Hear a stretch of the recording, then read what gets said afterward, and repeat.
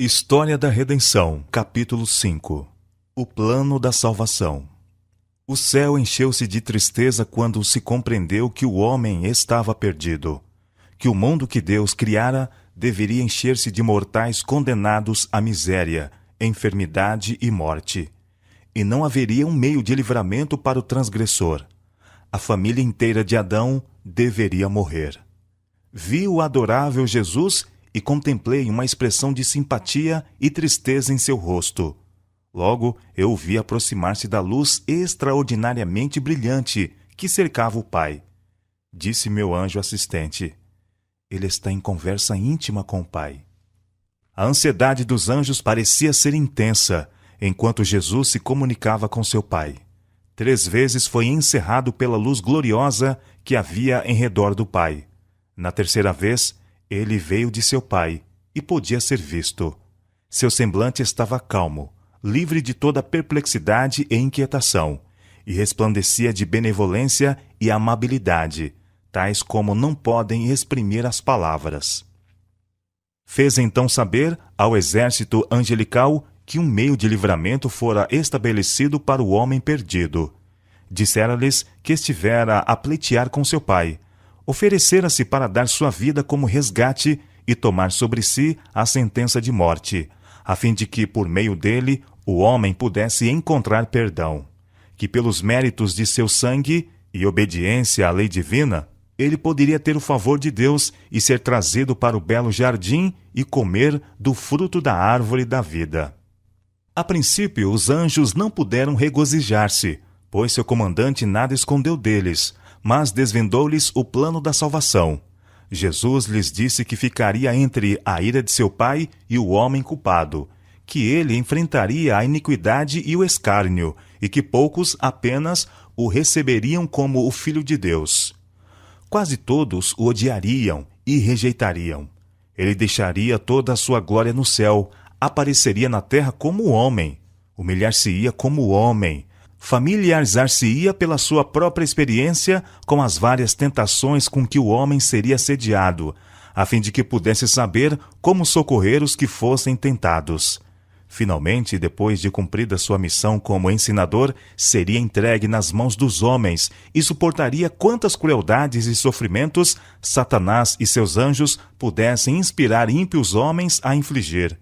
Ele morreria a mais cruel das mortes, suspenso entre o céu e a terra, como um pecador criminoso. Sofreria terríveis horas de agonia, as quais nem mesmo os anjos poderiam contemplar. Mas esconderia seu rosto dessa cena. Ele suportaria não apenas agonia física, mas também mental, com que o sofrimento físico de nenhum modo se poderia comparar. O peso dos pecados do mundo inteiro estaria sobre ele. Disse-lhes que morreria e ressuscitaria no 3º dia, e ascenderia a seu Pai para interceder pelo homem perdido e culposo. Um meio de salvação. Os anjos prostraram-se diante dele, ofereceram suas vidas. Jesus lhes disse que pela sua morte salvaria muitos, que a vida de um anjo não poderia pagar a dívida. Sua vida unicamente poderia ser aceita por seu Pai, como resgate pelo homem. Jesus também lhes disse que teriam uma parte a desempenhar, estar com ele e fortalecê-lo em várias ocasiões, que ele tomaria a natureza decaída do homem e sua força não seria nem mesmo igual a deles, e seriam testemunhas de sua humilhação e grandes sofrimentos, e ao testemunharem seus sofrimentos e o ódio dos homens para com ele, agitar-se-iam pelas mais profundas emoções e pelo seu amor para com ele, desejariam livrá-lo, libertá-lo de seus assassinos, mas que não deveriam intervir para impedir qualquer coisa que vissem, e que desempenhariam uma parte em sua ressurreição, que o plano da salvação estava ideado, e seu Pai aceitara esse plano. Com santa tristeza, Jesus consolou e animou os anjos, e os informou de que, dali em diante, aqueles que ele remisse estariam com ele, e com ele sempre morariam, e que pela sua morte resgataria a muitos, e destruiria aquele que tinha o poder da morte. E seu Pai lhe daria o reino e a grandeza do reino sob todo o céu, e ele o possuiria para todo sempre. Satanás e os pecadores seriam destruídos para nunca mais perturbarem o céu ou a nova terra purificada. Jesus ordenou que o exército celestial se conformasse com o plano que seu Pai aceitara e se regozijassem de que o homem decaído de novo pudesse ser exaltado mediante a sua morte, a fim de obter o favor de Deus e desfrutar o céu. Então a alegria, inexprimível alegria, encheu os céus, e o exército celestial cantou um cântico de louvor e adoração. Tocaram harpas e cantaram em tom mais alto do que o tinham feito antes, pela grande misericórdia e condescendência de Deus, entregando o seu muito amado para morrer por uma raça de rebeldes. Derramaram-se louvor e adoração pela abnegação e sacrifício de Jesus, por consentir ele em deixar o seio de seu Pai e optar por uma vida de sofrimento e angústia, e morrer uma morte ignominiosa, a fim de dar sua vida por outros. Disse meu anjo assistente: pensas que o Pai entregou seu muito amado filho sem esforço? Não, absolutamente. Foi mesmo uma luta para o Deus do céu decidir se deixaria o homem culpado perecer ou se daria seu amado filho para morrer por ele. Os anjos estavam tão interessados na salvação do homem que se podiam encontrar entre eles os que deixariam sua glória e dariam a vida pelo homem que iria perecer. Mas, disse o anjo, isto nada adiantaria. A transgressão era tão grande que a vida de um anjo não pagaria a dívida. Nada, a não ser a morte e intercessão de seu filho, pagaria essa dívida e salvaria o homem perdido da tristeza e miséria sem esperanças. Mas foi aos anjos designada a obra de subirem e descerem com bálsamo fortalecedor, a fim de mitigar ao Filho do Homem os seus sofrimentos e ministrar-lhe. Seria também sua obra proteger e guardar os súditos na graça contra os anjos maus e contra as trevas que constantemente Satanás arremessa em redor deles. Vi que era impossível a Deus alterar ou mudar sua lei para salvar o homem perdido, e que ia perecer. Portanto, ele consentiu em que seu amado filho morresse pela transgressão do homem. Satanás de novo regozijou-se com seus anjos de que, ocasionando a queda do homem, pudesse ele retirar o Filho de Deus de sua exaltada posição. Disse a seus anjos que, quando Jesus tomasse a natureza do homem decaído, poderia derrotá-lo e impedir a realização do plano da salvação. Foi-me então mostrado Satanás como havia sido, um anjo feliz e elevado. Em seguida, ele foi-me mostrado como se acha agora.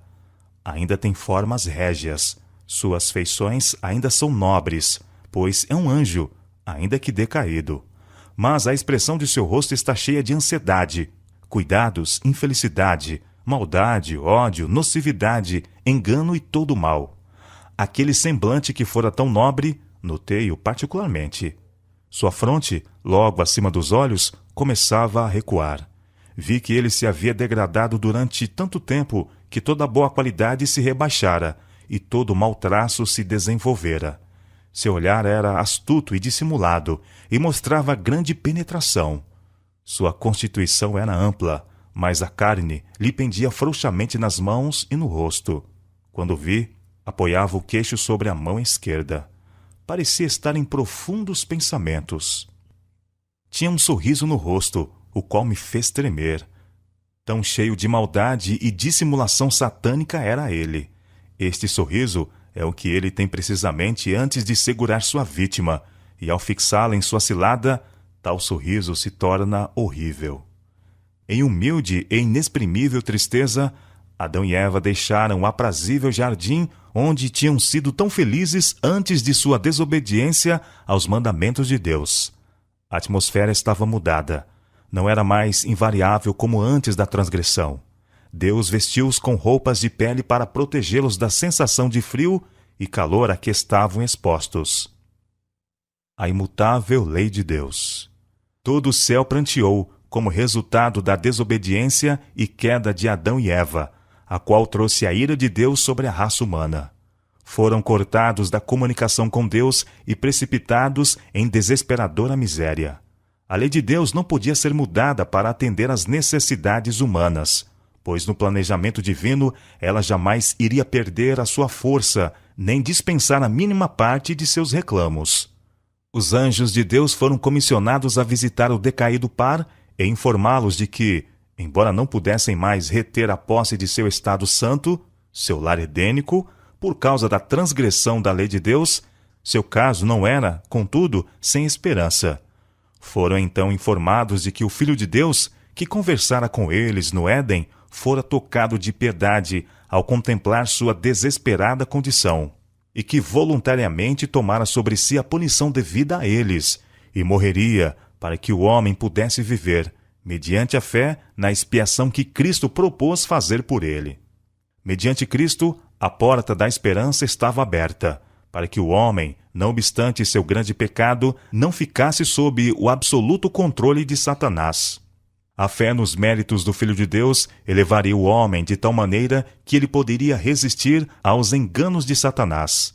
Um período de graça se lhes ia concedido, pelo qual, mediante uma vida de arrependimento e fé na expiação do Filho de Deus, ele pudesse ser redimido de sua transgressão da lei do Pai, e assim ser elevado a uma posição em que seus esforços para guardar a lei fossem aceitos.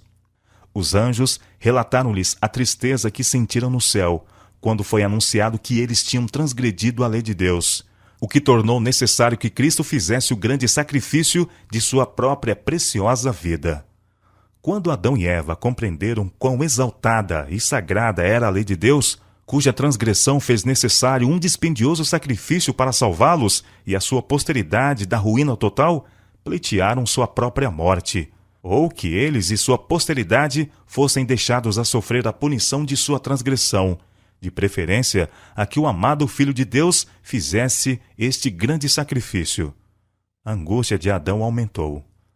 Viu que seus pecados eram de tão grande magnitude que envolviam terríveis consequências. Seria possível que o honrado comandante celestial, que tinha andado com ele e com ele conversado quando de sua santa inocência, a quem os anjos honravam e adoravam, seria possível que ele tivesse de se rebaixar de sua exaltada posição para morrer por causa da transgressão dele? Adão foi informado de que a vida de um anjo não podia pagar o seu débito. A lei de Jeová, o fundamento de seu governo no céu e na terra, era tão sagrada como ele próprio. E por esta razão, a vida de um anjo não podia ser aceita por Deus como sacrifício por sua transgressão. Sua lei é mais importante a seus olhos do que os santos anjos ao redor de seu trono. O Pai não podia abolir nem mudar um preceito de sua lei para socorrer o homem em sua condição perdida. Mas o Filho de Deus, que em associação com o Pai criara o homem, podia fazer pelo homem uma expiação aceitável a Deus, dando sua vida em sacrifício e enfrentando a ira de seu Pai. Os anjos informaram Adão que, assim como sua transgressão tinha produzido morte e infidelidade, vida e imortalidade seriam produzidas mediante o sacrifício de Jesus Cristo. Uma visão do futuro. A Adão foram revelados importantes eventos futuros, de sua expulsão do Éden ao dilúvio, e progressivamente até o primeiro advento de Cristo sobre a terra. Seu amor por Adão e sua posteridade levaria o Filho de Deus a condescender em tomar a natureza humana, e assim elevar, mediante sua própria humilhação, todos aqueles que nele crescem. Tal sacrifício era de suficiente valor para salvar o mundo inteiro. Mas apenas uns poucos se beneficiariam da salvação a eles levada por tão maravilhoso sacrifício. Muitos não se satisfariam com as condições requeridas deles para serem participantes da sua grande salvação. Eles prefeririam o pecado e transgressão da lei de Deus ao arrependimento e obediência, confiando pela fé nos méritos do sacrifício oferecido. Esse sacrifício era de tão infinito valor que tornava o homem que dele se prevalecesse mais precioso do que o ouro fino, mais precioso mesmo que uma peça de ouro de Ofir. Adão foi transportado através de sucessivas gerações e viu o incremento do crime, da culpa e degradação, porque o homem render-se-ia às suas fortes inclinações naturais para transgredir a santa lei de Deus. Foi-lhe mostrada a maldição de Deus caindo cada vez mais pesadamente sobre a raça humana, sobre os animais e sobre a terra, por causa da contínua transgressão do homem. Viu que a iniquidade e a violência aumentariam constantemente.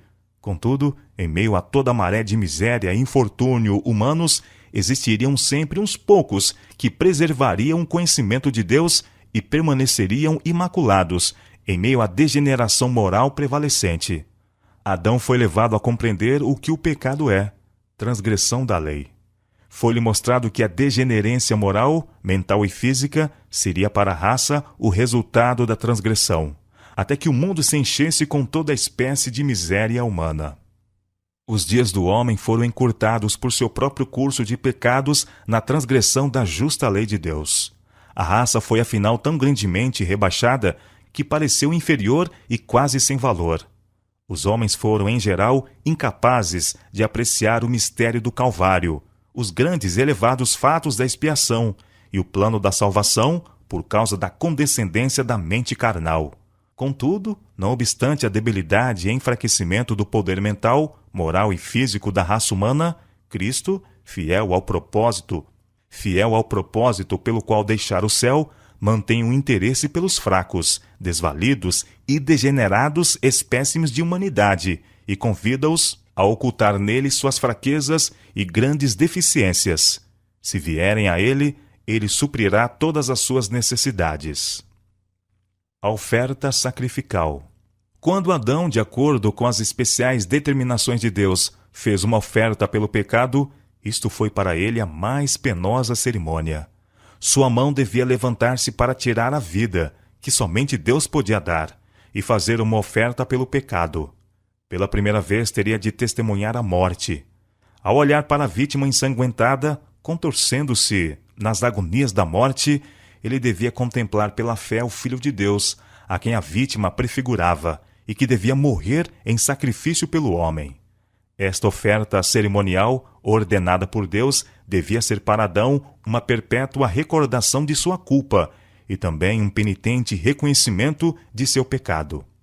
Esse ato de tirar a vida deu a Adão um profundo e mais perfeito senso de sua transgressão, que nada menos que a morte do amado Filho de Deus podia expiar. Maravilhou-se ante a infinita bondade e incomparável amor que podia dar tal resgate para salvar o culpado. Ao matar Adão, a inocente vítima, pareceu-lhe estar derramando o sangue do Filho de Deus por sua própria mão. Sabia que se tivesse permanecido firme em Deus e leal à sua santa lei, não teria existido a morte de animais nem de homens. Todavia, nas ofertas sacrificais que apontavam para a grande e perfeita oferta do amado Filho de Deus, apareceria a estrela da esperança para iluminar o escuro e terrível futuro e aliviá-los desta completa desesperança e ruína. No começo, o chefe de cada família era considerado governador e sacerdote de sua própria casa. Depois, ao multiplicar-se a raça sobre a terra, homens divinamente apontados realizavam esse solene culto de sacrifício pelo povo. O sangue dos animais devia ser associado na mente dos pecadores com o sangue do Filho de Deus. A morte da vítima devia evidenciar a todos que o castigo do pecado era a morte. Pelo ato do sacrifício, o pecador reconhecia sua culpa e manifestava sua fé, olhando para o grande e perfeito sacrifício do Filho de Deus, que as ofertas de animais prefiguravam. Sem a expiação do Filho de Deus, não poderia haver comunicação de bênçãos ou salvação de Deus ao homem. Deus tinha zelo pela honra de sua lei. A transgressão desta lei causou uma terrível separação entre Deus e o homem. A Adão, em sua inocência, fora assegurada comunhão direta, livre e feliz com seu Criador. Depois de sua transgressão, Deus se comunicaria com o homem mediante Cristo e os anjos.